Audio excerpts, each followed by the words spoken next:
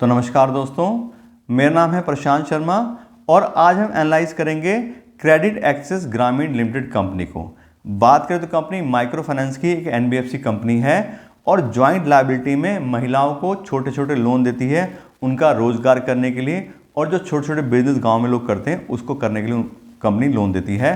और कंपनी ने काफ़ी अच्छा बिजनेस प्रोफाइल डेवलप कर लिया है और काफ़ी अच्छे बात करें तो ग्रोथ के चांसेस है कंपनी में आने वाले टाइम में उसके बिजनेस बढ़ने के। और आज की इस वीडियो में इसी कंपनी का हम पूरा फंडामेंटल एनालिसिस करेंगे कि आज की में क्या हमें इस कंपनी में अपना पैसा इन्वेस्ट करना चाहिए नहीं, और उसके लिए कंपनी का पूरा बिजनेस प्रोफाइल चेक करेंगे, साथ साथ कंपनी के फाइनेंशियल चेक करेंगे कि आज की डेट में कंपनी के रेवेन्यू प्रॉफिट क्या चल रहे हैं और पिछले 5 साल में कंपनी में कितनी ग्रोथ आई है।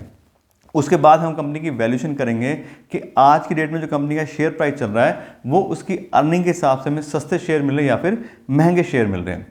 दूसरी बात आपको एक और बता दें, ये जो वीडियो है ये हम अपने सब्सक्राइबर्स की डिमांड पे बना रहे हैं, और अगर आप भी चाहते हैं कि हम आपके लिए किसी कंपनी का फंडामेंटल एनालिसिस करें तो हमारे वीडियो के कमेंट बॉक्स में आप उस कंपनी का नाम लिख सकते हैं और हम कोशिश करेंगे कि जल्द से जल्द वीडियो बना के आपको उसके बारे में इन्फॉर्मेशन दे दें। और अब हम बात करते हैं अपनी कंपनी क्रेडिट एक्सेस ग्रामीण लिमिटेड के बारे में। कंपनी का पूरा यहाँ पे बिजनेस प्रोफाइल देखें तो जैसे हमने बताया कंपनी एक एनबीएफसी है और माइक्रो फाइनेंस में काम करती है, और जो गांव की महिलाएं होते हैं उनका ग्रुप या समूह बना के उनको लोन देने का काम करती है और वो उस बिजनेस से पैसा कमा के वापस ईएमआई भरते हैं। लेकिन बात करें तो कंपनी ने काफ़ी अच्छा अपना यहाँ प्रोफाइल बना लिया है। कंपनी के ग्रोस लोन पोर्टफोलियो की बात करें, कंपनी ने जो लोन आज की डेट में दिए हैं तो कंपनी ने अभी 26,714 करोड़ के लोन डिस्ट्रीब्यूट किए हुए हैं। कंपनी ने काफ़ी अच्छी अपनी एसेट बना ली हैं। और बात करें तो ईयर ऑन ईयर बेस पे 27% ग्रोथ आई है कंपनी के, जो 2024 का डेटा है उसके हिसाब से। तो 27% कंपनी ने ज़्यादा लोन दिए इस साल में 2024 में 2023 के मुकाबले। तो काफ़ी अच्छा कंपनी ने अपना लोन प्रोफाइल बना लिया है। ऐसी बात करें कंपनी के नेट इंटरेस्ट मार्जिन की तो 13% का बहुत ही बढ़िया company net interest margin manage कर लिया है। अब इस समय क्या पता लग रहा है कि कंपनी जहाँ से पैसा लेती है, क्योंकि एनबीएफसी का सारा पैसा खुद का नहीं होता, वो दूसरे बैंक्स और फाइनेंशियल इंस्टीट्यूट से पैसा लेते हैं और आगे अपने कस्टमर को लोन पे देते हैं, तो उनके बीच का जो डिफरेंस होता है वो कंपनी का मार्जिन होता है। तो 13% काफ़ी अच्छा कंपनी यहाँ पे देखें तो नेट इंटरेस्ट मार्जिन भी मैनेज कर रही है। उस बात करें रिटर्न ऑन एसेट्स की, कंपनी 5.6% का रिटर्न ऑन एसेट्स मैनेज कर रही है, ये भी काफ़ी अच्छा नंबर है। बैंक्स की बात करें तो 1% से 2% के बीच में जनरली रहता है, और एनबीएफसी की बात करें तो ये 3-4% का मैनेज करती हैं। लेकिन यहाँ देखें तो 5.6% कंपनी का आरओआई है, तो ये भी काफ़ी अच्छा नंबर है। ऐसे अगर बात करें कंपनी के आरओई यानी कि रिटर्न ऑन इक्विटी की, तो 25% का काफ़ी अच्छा कंपनी रिटर्न ऑन इक्विटी भी मैनेज कर रही है। इसका मतलब ये है कि कंपनी के साथ जो भी इन्वेस्टर अपना पैसा इन्वेस्ट कर रहे हैं, कंपनी उनके पैसे पे काफ़ी अच्छा रिटर्न जनरेट कर रही है। 15% या उससे ज़्यादा किसी भी कंपनी का अगर आरओई होता है उसको काफ़ी अच्छी कंपनी माना जाता है। तो देखिए तो 15% के मार्क से कहीं ज़्यादा अच्छा कंपनी रिटर्न जनरेट कर रही है अपने इन्वेस्टर्स के पैसे के ऊपर। ऐसी बात करें कंपनी के CRAR यानी कि कैपिटल एडिक्वेसी रेशियो की, तो कंपनी बहुत ही बढ़िया और healthy capital adequacy ratio manage कर रही है। कंपनी का CRAR है 23.1% का। यहाँ पे देखें तो 12% है, आरबीआई के हिसाब से आपका CRAR होना चाहिए, लेकिन कंपनी 23% का मैनेज कर रही है।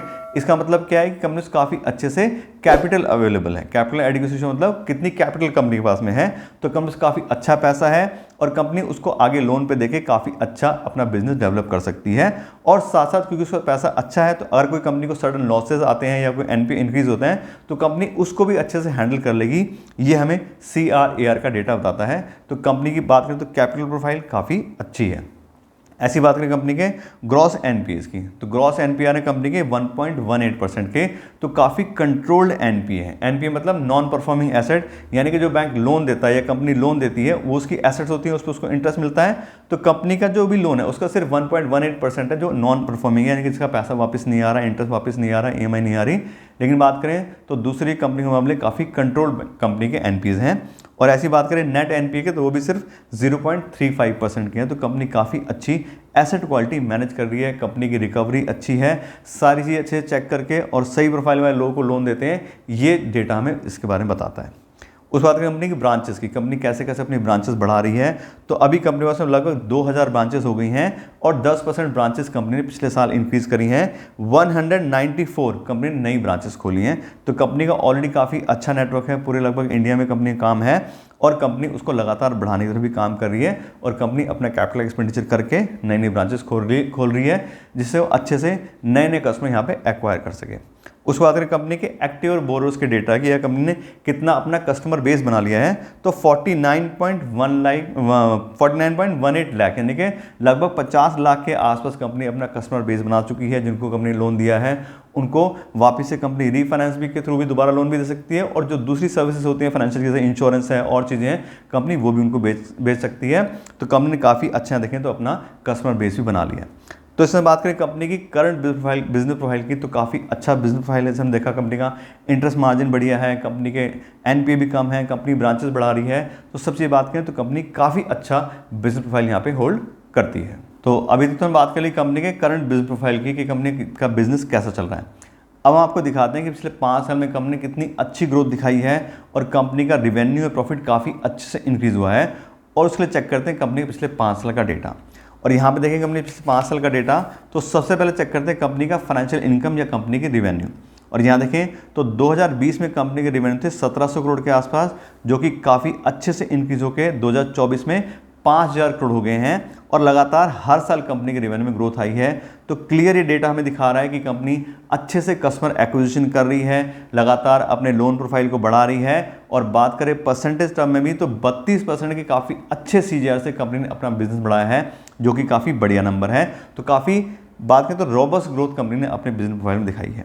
ऐसी बात करें कंपनी के फाइनेंशियल प्रॉफिट या ऑपरेटिंग प्रॉफिट की, तो 470 करोड़ का कंपनी का प्रॉफिट था 2020 में, जो कि बात करें 2024 में लगभग 2000 करोड़ हो गया। तो 500 करोड़ से 2000 करोड़ यानी कि 4 गुना कंपनी का फाइनेंसिंग प्रॉफिट हो गया पिछले 5 साल में। तो कंपनी अपना रिवेन्यू भी अच्छे से इंक्रीज कर रही है और साथ साथ प्रॉफिट मार्जिन भी साथ साथ अच्छे से इंक्रीज कर रही है। यहाँ देखिए कंपनी का फाइनेंशियल प्रॉफिट मार्जिन तो 2020 में 28% था, फिर 2021 में काफ़ी कम हो गया 11%, लेकिन फिर से कंपनी ने ठीक कर लिया है और 38% काफ़ी अच्छा company operating profit margin manage कर रही है। या बात करें तो फाइनेंशियल प्रॉफिट मार्जिन मैनेज कर रही है अपना 2024 में। अब अच्छे प्रॉफिट मार्जिन से क्या पता लगता है कि कंपनी अपनी इनपुट कॉस्ट को अच्छे से मैनेज कर रही है और साथ साथ जो आगे वो लोन देती है उसको भी हायर रेट ऑफ इंटरेस्ट पे देती है। इसी कंपनी को अच्छे मार्जिन मिल रहे हैं। जैसा हमने चेक किया था कंपनी का इंटरेस्ट मार्जिन काफ़ी बढ़िया है, उसी वजह से कंपनी का सारी चीज़ यहाँ पे प्रॉफिट हमें दिखाई दे रहा है अच्छा बढ़ता हुआ। ऐसी बात करें नेट प्रॉफिट की तो 328 करोड़ का कंपनी का नेट प्रॉफिट था 2020 में, और ये भी देखें तो लगभग 4 गुना हो गया है, 4 के 5 गुना लगभग हो गया है 2024 में 1446 करोड़ का। तो काफ़ी अच्छा प्रोफाइल कंपनी पिछले 5 साल में डेवलप कर लिया है। काफ़ी अच्छे से कंपनी अपना रिटर्न जो है जनरेट कर रही है, अपना रिवेन्यू बढ़ा रही है, अपने प्रॉफिट बढ़ा रही है, हमें क्लियर दिखाई दे रहा है।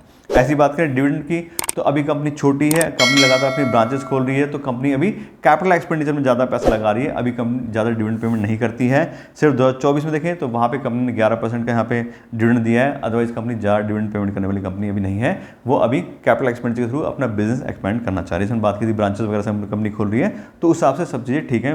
ज़्यादा डिविडेंड पेमेंट करना या नहीं करना वो हर एक कंपनी के लिए अलग अलग चीज़ होती है। तो इस हिसाब से बात करें तो पिछले 5 साल में कंपनी ने बहुत ही अच्छी ग्रोथ दिखाई है। जो हम बार बार बात करें कंपनी के रेवेन्यू प्रॉफिट सारे अच्छे से बढ़े हैं, करंट प्रोफाइल बढ़िया है, तो कंपनी बात करें तो फाइनेंशियली काफ़ी स्ट्रॉन्ग कंपनी हमें दिखाई दे रही है। और अब हम बात करते हैं कंपनी के शेयर होल्डिंग पैटर्न की कि किन किन लोगों ने अपना पैसा इस कंपनी में इन्वेस्ट किया हुआ है, एफआईज डीआई सबका क्या डेटा है। तो बात करें तो कंपनी के प्रोमोटर्स के पास में कंपनी का 66% स्टेक है, एफआईज के पास में कंपनी का 12% स्टेक है, डीआईज के पास में 16% है और पब्लिक के पास में 6% है। बात करें इंस्टीट्यूशनल इन्वेस्टर्स की तो एफआईज 12%, डीआईज 16%, 28% का इंस्टीट्यूशनल इन्वेस्टर ने इसमें स्टेक लिया हुआ है और काफ़ी हाई अमाउंट है ये।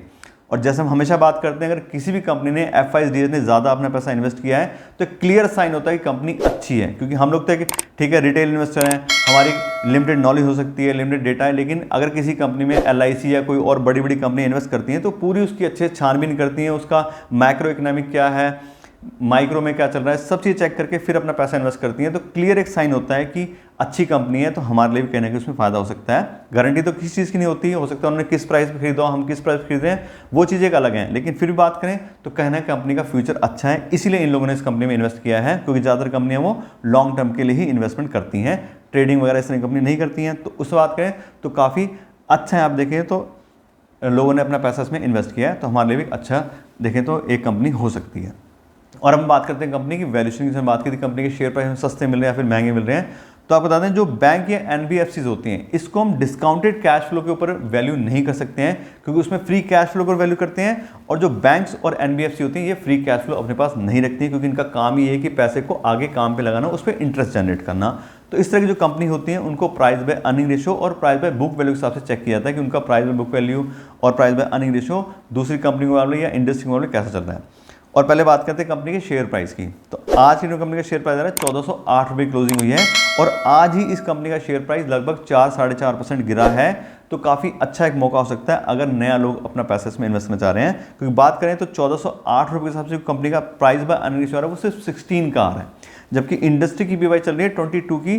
तो इंडस्ट्री पीबाई के हिसाब से देखें तो काफ़ी कम प्राइस पे उसके शेयर्स मिल रहे हैं, और प्राइस बाय अर्निंग रेशियो वैसे भी 16 का जो काफ़ी लो साइड पे ही माना जाता है। उसके बाद बात करें कंपनी के प्राइस बाय बुक वैल्यू की, वो भी 3.36 की आ रही है। इंडस्ट्री की बात करें तो वो 1.8 की है, तो उस हिसाब से थोड़ा सा price by book value industry के हिसाब से ज़्यादा है, लेकिन फिर भी बहुत ज़्यादा ओवर वैल्यूएशन में कंपनी जो शेयर प्राइस नहीं है। प्राइस बाय अर्निंग रेशियो और प्राइस बुक वैल्यू दोनों अगर हम एक साथ कंसीडर करें तो कंपनी लगभग फेयर वैल्यू के आसपास ही मुझे लग रही है कि बहुत ज़्यादा ओवर वैल्यूएशन नहीं है, तो फेयर वैल्यू के आसपास ही कंपनी के शेयर मिल रहे हैं हमें। तो उस हिसाब से देखें तो काफ़ी अच्छा टाइम हो सकता है उन लोगों के लिए जो इस तरह की कंपनी अपना पैसा इन्वेस्ट करना चाह रहे हैं। और अगर आपने ऑलरेडी अपना पैसा इन्वेस्ट किया है तो काफ़ी अच्छे से आप देख रहे हो ग्रोथ आ रही है सब चीज़ें, तो मेरे हिसाब से इन्वेस्टेड रहना चाहिए। लेकिन ये मेरा पॉइंट ऑफ व्यू है, और आप अपने हिसाब से रिसर्च कीजिए, अपने हिसाब से डिसाइड कीजिए, फिर आप देखिएगा आपको कम से इन्वेस्ट करना है नहीं करना है, या फिर किस प्राइस पर करना है। लेकिन बात करें तो मुझे कंपनी पर्सनली काफ़ी अच्छी लगी है, और कंपनी के बारे में आपको सारी डिटेल भी दे दी है। तो उस हिसाब से बात करें तो आप इसको देखिए और फिर डिसाइड कीजिए आपको मेरे साथ क्या करना है। तो आज के लिए इतना रखते हैं। Thank you so much.